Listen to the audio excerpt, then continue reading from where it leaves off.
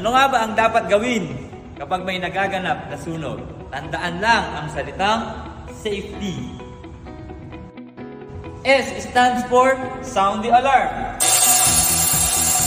O kaya naman ay sumigaw para humingi ng tulong. Sunog! Sunog! Tulong! Sunog! A stands for advise the nearest fire station. Ibayad ang number ng pinakamalapit na bumbero. Bago tayo mag-live sa social media. F stands for fight the fire while it is controllable. Kung maliit pa lang ang apoy at nag-uumpisa pa lang, kung kaya pa nating apulahin, apulihin na natin. Gumamit tayo ng fire extinguisher para ito ay maapula agad. E stands for evacuate the scene immediately.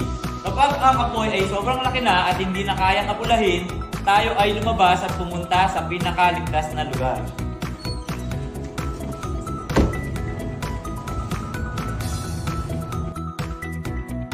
T stands for tell the others.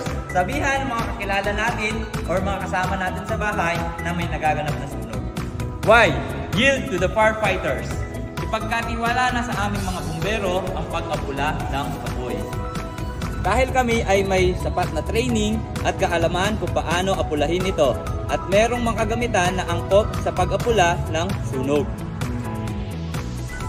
Sama-sama sa ligtas at modernong BFP Central Luzon!